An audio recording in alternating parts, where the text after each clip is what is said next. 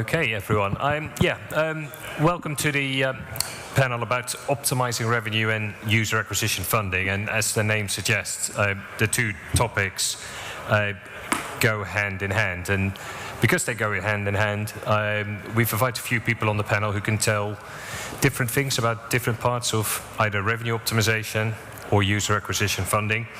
And there's also a few points that if you heard Shum's talk, you'll probably hear them again, and that's commercial focus, business skills, and sort of think about KPIs on your existing titles. So some of that stuff you may hear again.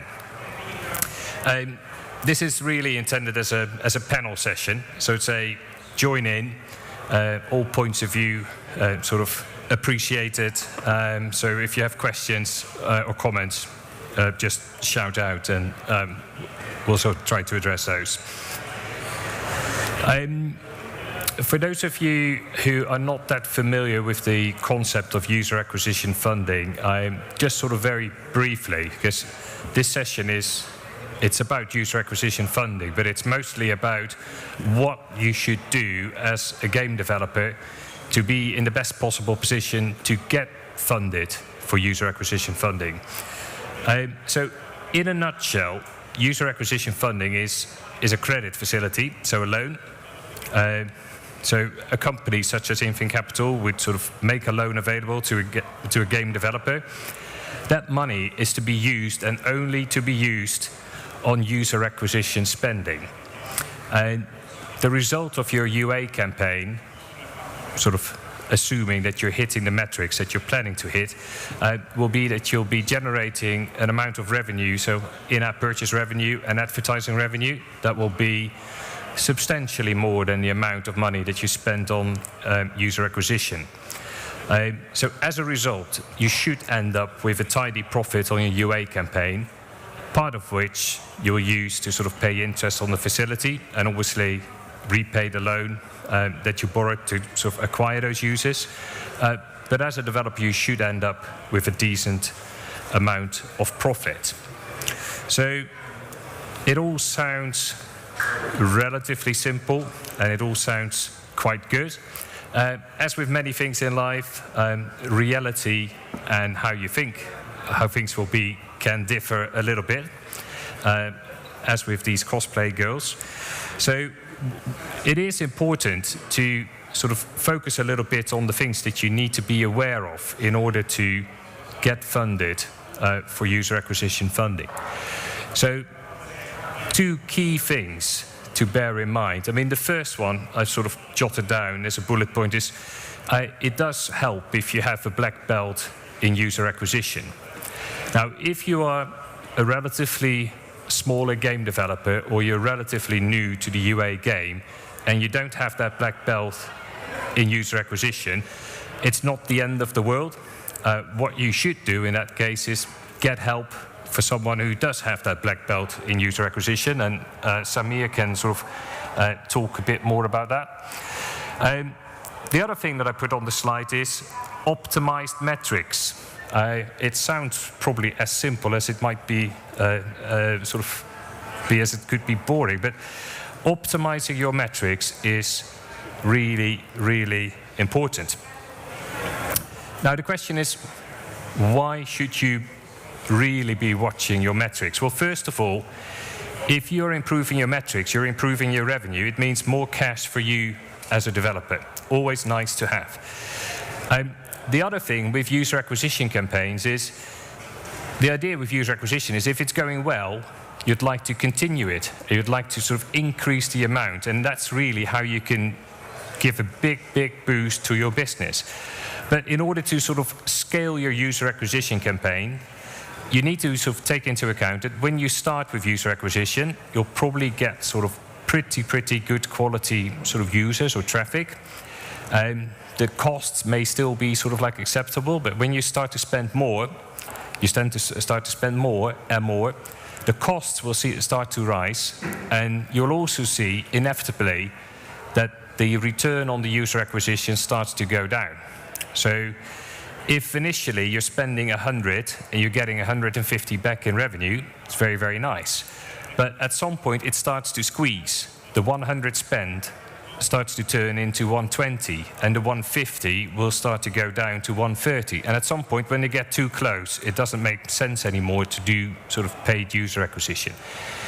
So by optimizing your revenue, you can put yourself in a much better starting position. So if you start with your UA campaign, you put in 100, and rather than getting 150 out, you get a 190, you're making more money, but also you can go on with your UA campaign for much longer, and as a result, make much more money for your firm. The other thing to really bear in mind is you need to optimize your metrics, because you're talking to investors or lenders, and if there's one thing that investors or lenders don't like is funding someone who's leaving money on the table, because that's money that could be used to repay the lender, or it's basically profits that could end up with you and your investor as a shareholder. So make sure you optimize your revenue as much as you can.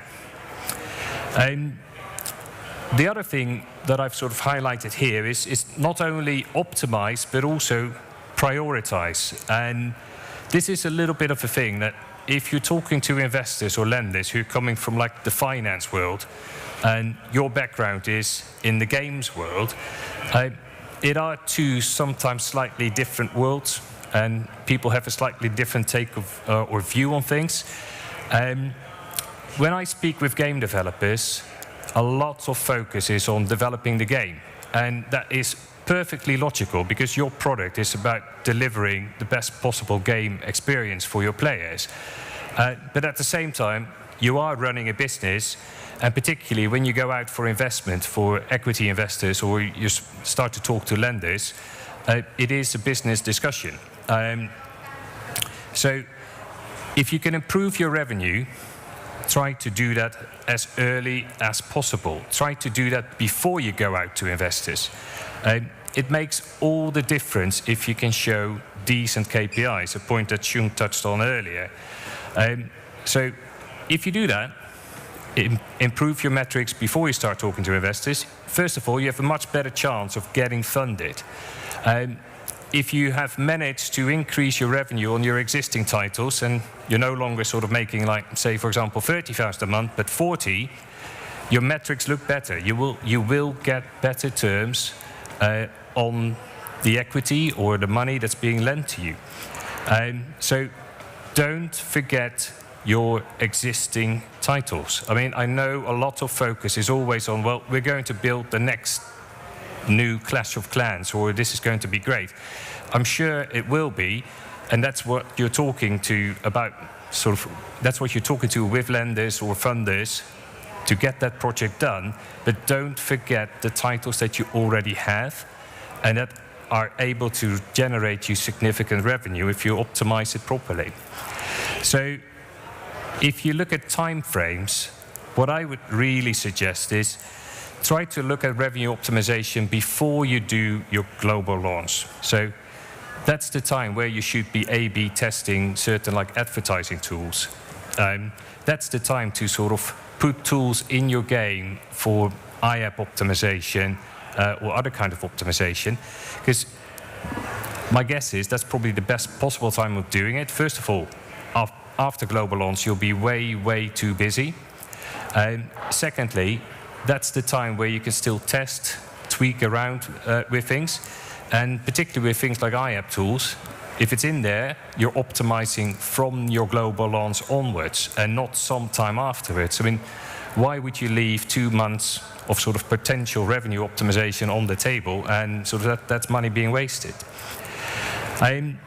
So as I said, we've got a panel here with people who can tell quite a bit about, like I said, the black belt in UA or revenue optimization.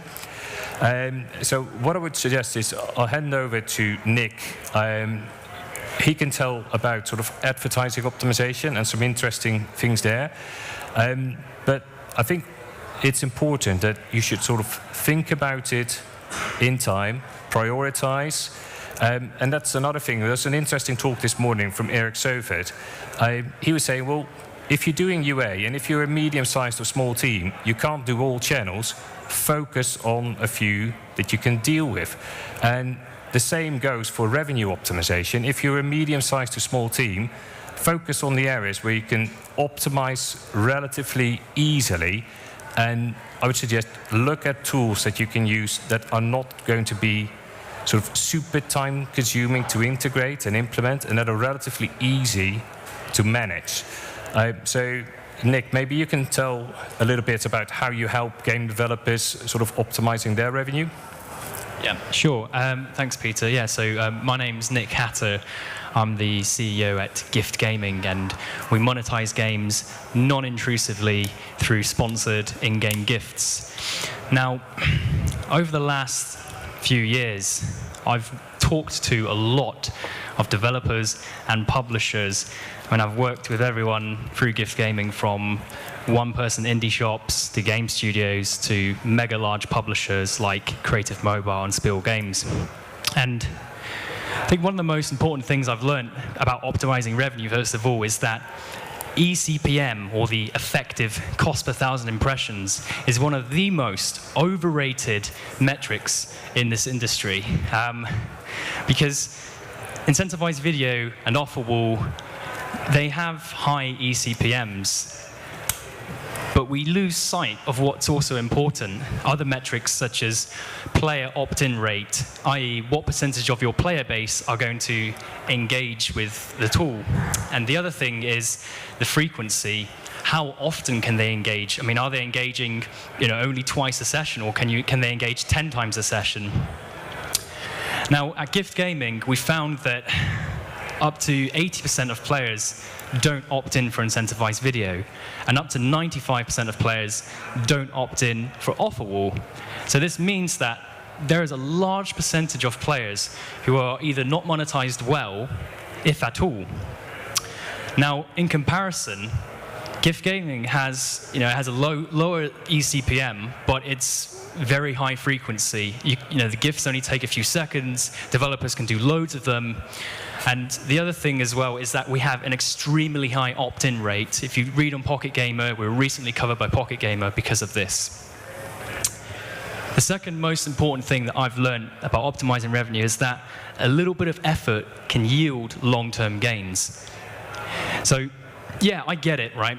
SDKs are a major pain in the neck because vendors say, oh, it only takes a few minutes to integrate, but actually it can end up taking a few days, and then they can crash your game. There's then conflicts. I really understand the pain. I'm actually a former indie developer myself, so I'm going to say it. SDKs suck, but that's not to say that all third-party technology sucks. There are some really awesome third-party technology that can do really good monetization, and it's actually not that bad to integrate, and not all SDKs are equal. So let's take, for example, Ixty. Ixty optimizes your in-app purchase pricing globally, and I think that's a really cool tool if you ask me, and effectively it's going to hit all of your players. So there's also other tools as well, like cash-based, skill-based gaming, incentivized surveys, real-world rewards. All of these are tools you should really consider adding to your monetization arsenal. And if you can get an increase of 10 or even 25% increase in daily revenue from just a few hours work, or even maybe a few days work, then it's really worth considering, and you don't want to be leaving cash on the table. And if you can maximize the average revenue per daily active user, then your UA spend will be more efficient, and then you'll help convince Peter and other investors to give you money for user acquisition. Thank you. Okay, thanks, Nick. And Steve, maybe you can add a few things from the perspective of how to sort of deal with IAP revenue and how much you can sort of get more out of that, and also sort of focus on the sort of payers and players. And yep. Okay. Well, thank you, Peter and Nick. As Peter said, user acquisition costs a fortune, and the returns can diminish. And as he says, you need to get your metrics up as high as you can. And one of the things to think about is to make the most of what you've got already. The players you have already, rather than the ones you're hoping to get. And Nick said that only 10% of ad serves are actually adopted or convert, and he's got a system where 90% convert, so immediately that's a fantastic uplift. 95% opt-in. Oh, 95%, not 90, beg your pardon, right. But the statistics on in-app purchases, which is where Ixty are involved, they're horrific. I mean, 90% of games, only 1% of the revenue, so the revenue is made by 1% of the players. Almost nobody spends any money on in-app purchases. It's a terrible business model, really. So converting the people who are playing the game, converting payers into players is just an obvious thing to think about before you go out looking for new players.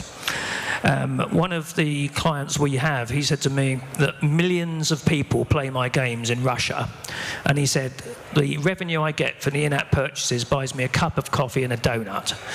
So that was his quote. Now, it does make common sense to think about the price of the things you're selling, the in-app purchases in the game around the world.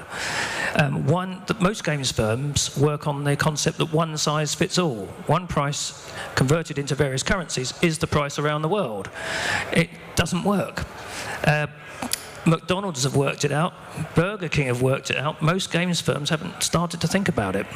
At Ixty, that's what we do. Google get it. Google, in a talk recently, and I've written it down, they actually said, if you can find a way to test prices across your markets, this is the way to find the optimal price to help increase conversions and gain incremental revenue. They're stating the problem.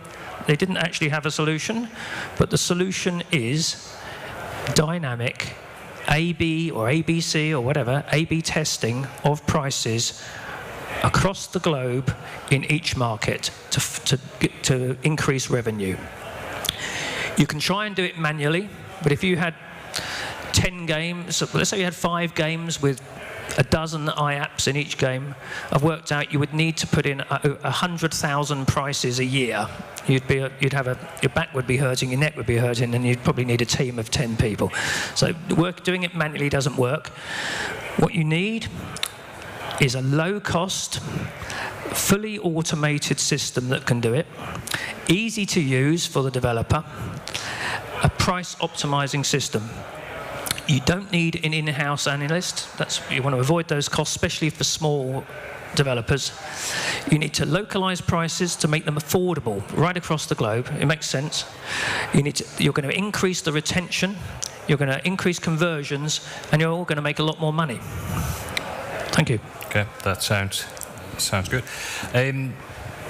So these are sort of like two sort of alternatives that have been sort of recently coming to the market on ways to sort of increase revenue, and tools that are accessible for pretty much sort of like any developer.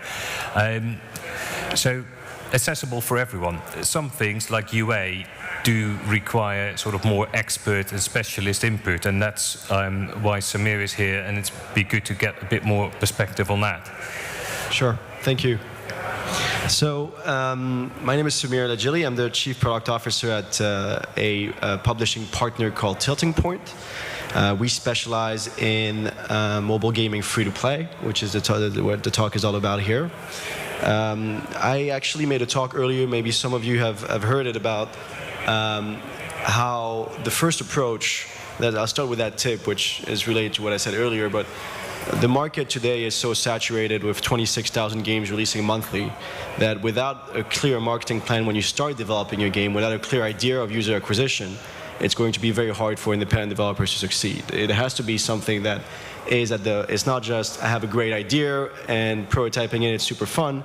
You have to think about your commercial potential when you actually start making your game. So user acquisition starts the day you decide which game you're going to do, really. At Tilting Point, we have built a team of experts in the free-to-play world that we're a team of 30 people, all have 5 to 10 years experience in operating free-to-play games, and we really specialize in the launch, soft launching, operating it, and of course UA is one of the biggest pieces of the pie of free-to-play today. Our team is composed of, our UA team alone is composed of 5 data scientists and 2 UA experts. And these guys are spending their time building automational tools that automatically run UA campaigns, optimize these campaigns automatically to make sure that you get the best of every cent that you spend in UA money.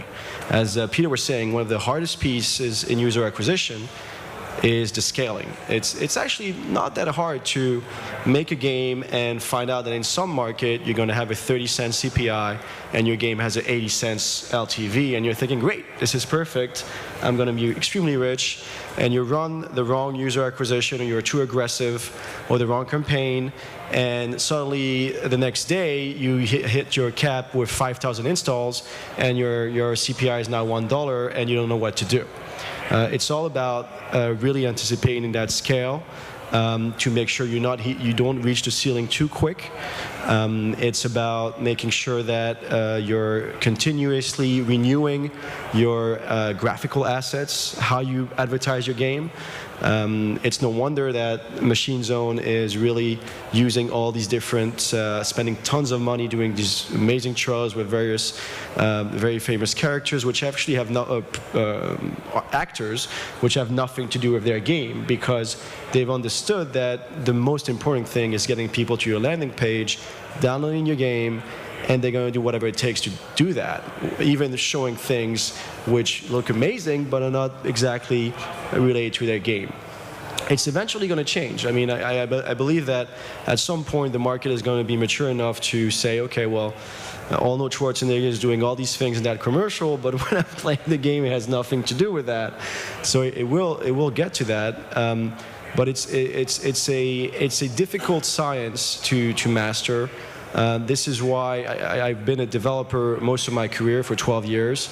I only joined Tilting Point a year ago and believed in the vision because I understand as a developer how difficult it is if you have a team focused on making the game, how difficult it is to plan your user acquisition well, and how much of an expertise it is today, where 99.5% of the market is non-profitable when you're talking user acquisition. I think I had one other point that I wanted to make.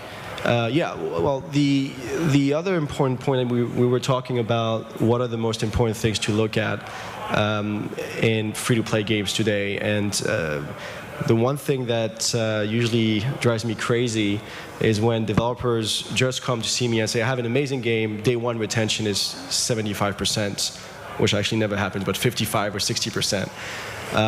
And they stop there. Because the reality is that we know free-to-play success is based on long-term retention, but more specifically, it's based on long-term retention of your paying active users. And the most important stat to look at would be, what is your day 90 paying active user retention? That is the most important stat I want to hear. If that is over 1%, I know your game is going to be successful in today's market. And in general, it's 0.0001%. That's where it fails. Another very important stat that you mentioned is re-engagement, or more specifically, reconversion. People that spend once, spend a second time. Those are the two stats that are really, I think, the ones that we love to hear when talking to independent developers about their game. And when they're good, we know there's something there. Yeah, and Samir, maybe it would be helpful perhaps to sort of give an example of how you can sort of, as Tilting Point, can sort of like help in achieving sort of like improving those metrics, and maybe give an example of what you would do and how you would do that. Sure. Sure. So one of the examples we used earlier today in presentation, I'll use the same, is a game called Photo Finish from a developer called Third Time, which is a Florida independent developer that came to see us actually after they had already released the game. So even though a big part of our business is our relationship with Apple and Google and getting the game featured, these guys had already released, did not get a great featuring, had an interesting concept, a pretty niche concept, which made us believe there's potential user acquisition opportunity. And the first thing we did with those guys is just say, okay, we're going to run a test for you for free. And we're simply going to use your money, a small amount, $10,000, and do a specific target user acquisition campaign on various channels. In this case, I believe we mainly focus on Facebook, and use our own tools to optimize it progressively and seeing if we can see a potential scale there. That worked out, and the next step with that developer was to transfer the publisher to our publishing account, which is called actually Game Alliance and not Tilting Point. And from there we started spending progressively money, as I said, using basically creating initially a list of campaigns and then using our own tool system that every day checks how the campaign is performing. And it's all about, of course, precisely targeting various audience of users. Most powerful tool out there is Facebook lookalikes. You're trying to find the lookalikes of your top spenders. That's what everybody's trying to do. And we've spent a lot of time building these systems that automatically, essentially, after you run 30 days of campaigning, automatically finds those users for us and keeps on refining the user acquisition. Okay, and maybe a question for all three of you. Sort of, what kind of team sizes, and what kind of level of sophistication do you see with developers who come to you to use your tool or to use your services? I mean, how does it range, or does that vary? Maybe I'll start just by saying that generally on a typical game, when we partner up with the developer, we will assign full-time a team of 7 people. So actually it's a pretty significant amount of people. We're talking about games that can make $2 million or more in revenue, and obviously sometimes much more. But it's a significant team that is really, and sometimes you're talking about a developer that has a team of 6, and we're adding almost the same amount of people internally to help them run this game in terms of live ops and user acquisition. So it's a significant amount of people. On top of that, as I said, we have 5 data scientists that are spending their days across games looking at data and writing scripts. Okay. So. Yeah. For me, in our business, which, to remind you, is optimizing the price of in-app purchases across the globe, I mentioned you need an automated system, which is what we have, and it really is not important for me how big the client is in terms of the clients that we would accept. If I met a guy earlier today who's on his first game, doesn't know how it's going to go, he's going to do a soft launch in 3 months, I'm very happy to have him. It's not a lot of work for me to put him onto the system. It actually helps me. It actually helps me improve the system because we're not a very old company. We've been going 2 years. I'd like to hear his feedback. We have sort of competitors in the space who have very high barriers for entry, and some of what I would have thought were quite big games firms have been turned down by them. Luckily for us, we can take people from across the board. And one thing that's been quite surprising is, I won't say the names, but we've had given demonstrations to some very well-known firms and been surprised that they have done almost nothing in terms of localizing in-app purchase prices across the globe. Real surprise. Yeah. Others we know do. So there's no rule of thumb, oh, they're big, they must be doing this. We ask everybody. So for us, it doesn't really matter. Is it same for you, Nick? Or? Well, yeah, I mean, more or less. But so the thing is, though, we really like to offer a kind of white glove service, if you like, to to anyone who works with us. I mean, I want to provide, the world's best support, basically.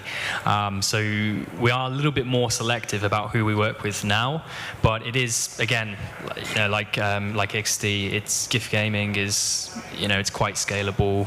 It's generally easy to integrate. We're now SDK-less. It's one of the easiest things to integrate, so it doesn't require a huge amount of support, but we still like to be there. And some of our clients have lots and lots of questions, and we're happy to answer that. Okay. But for us, a good size is like someone who has at least like 10,000 MAUs, because to make any kind of money, any kind of significant revenue from in-game ads, you do need some volume. Okay. Right. Talking about taking questions from developers. I mean, are there questions here in the room? Because this is the opportunity, or go and find us sort of afterwards. We're probably at the drinks events later. But any questions for now? We'll take a maximum of 10. Okay. Well, thanks very much. I hope you found the talk useful. And like I said, if there's any questions afterwards, just come round and give a shout. Yeah. Thanks very much, Peter. Thank you.